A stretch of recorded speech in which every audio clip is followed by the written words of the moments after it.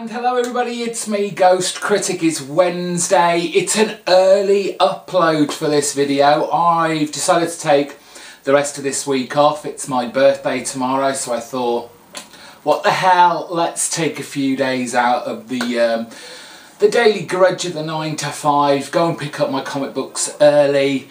I kind of spent a lot of money. Some of it was on supplies, some of it was things that were coerced into buying. I'll get to that later on.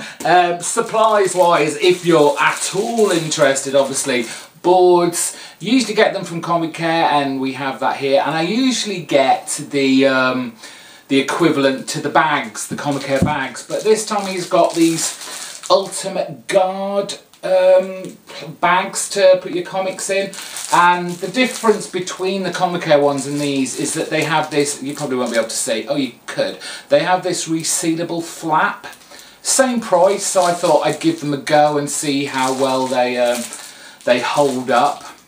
So supplies, very boring, but comic books this week, and something extra that I wasn't going to buy, but like I said, kind of coerced into it. Finally got my issue 2 of Dr. Spectre, Master of the Occult. I've already got issue 3, he'd just forgotten this off my pull list, so I can now read 2 and 3 together. Not really much to say about that because I've only read the first one. Not really got a handle on it yet, a feel for it, but it's Mark Waid, so you know, he'd done such a great job on other titles like, you know, Daredevil. He really revitalised that, so hoping for good stuff from this. Issue 9 of the Vertigo series from Mike Carey. It's the Unwritten Apocalypse. Only 3 more issues to go, and then we're done. What more can I say? Warren Ellis's Trees, issue 5. Very much the slow burner. We've still not seen really anything to do with the actual trees. This kind of alien invasion from beneath us instead of above. But I still enjoy the kind of character work that Warren Ellis is building here. Much more than actually wanting to know if anything does actually reside within these trees. David Lapham's Stray Bullets Killers, issue 7. It seems to be concentrating a lot on these kind of lovers, I guess. The young boy and girl who, well, they kind of always have a rough time with it, but that's Stray Bullets for you. It's not a happy jolly read. You don't get happy endings with Stray Bullets. But these two seem to continually kind of pick themselves up, dust themselves down, and just get on with it. So, but loving it. Joe Keating's Shutter, issue number 6 from Image. This has kind of finally calmed down from the mad chaotic start. We're getting an interesting kind of story to do with this girl Kate and her background and her history with her father as this archaeologist, and the reasons why she gave up this kind of adventuring lifestyle, but it looks like clearly she's going to be dragged all the way back into it. Loving the artwork on this by Del Duca. She's really got an interesting and, you know, vibrant style that I think appeals to me. Her kind of world, no, I won't say world building because we haven't really seen much of a world past like the kind of first couple of issues, but there's a certain kind of, the scenarios that she shows on the page are very interesting, and I, you know, kind of really look at it rather than just kind of gaze at it and read the story. Oh, Fables issue 144. 6 more issues to go until Fables finishes. I'm saying no more. Deadly Class, yes, issue number 7. one of my top picks for 2014. You really need to be reading Deadly Class. This is great stuff from Rick Remender. Like, he's not writing like a million other titles that are fantastic as well for Image. Just great stuff. Love the kind of 80s feel of Deadly Class, the kind of Harry Potter of Assassin School. We're getting a lot more about the characters within here, kind of getting a little bit more of their backstory, how they interact with each other, and we've got this kind of band of misfits that have come together in a kind of Breakfast Club way, but more violent. A brilliant book. Weekly time, Batman Eternal. Yes, we might get our wish now, given from the cover. It's got to be a spoiler story, surely. It even says, warning, spoiler ahead. She is finally going to take the limelight. I haven't looked inside. This better be a cover that tells me what's going to happen inside, or I will not be happy. Yes, it's Batman Eternal.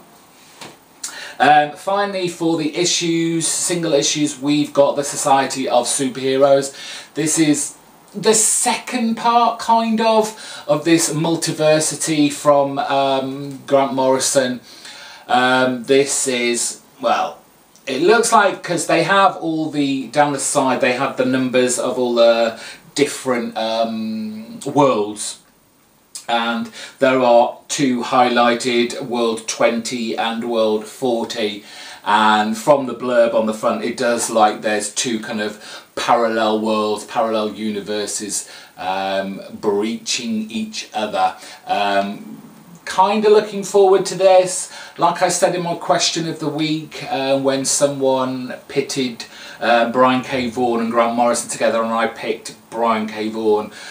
Grant Morrison has this way of making things just a little bit too clever, and for the kind of layman reader, stuff like this, especially this, is going to go way over their heads unless, and I'm putting myself in this as well, you take the time to kind of research what you've just read as well.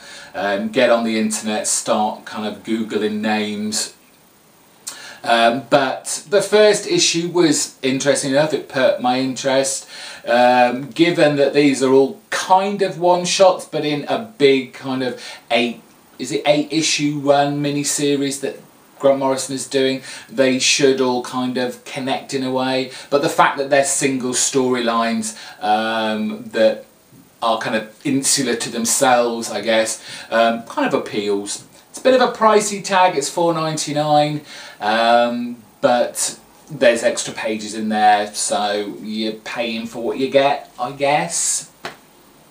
Finally, because I can take the time, it's like the middle of the day here at the moment, I don't have a chance to chat with you know, the owner of my comic book store, and well, obviously he tries to sell me stuff that I haven't read, and I always go no, but given it's my birthday tomorrow and I thought I'd treat myself, I was coerced into buying Sleeper, Ed Brubaker and Sean Phillips. I think this was, it was Vertigo title. This is what they call Season 1, it's Volume 1 of their series. Obviously I've loved Fatale, that was kind of my first in, I guess, to Brubaker and Phillips' world.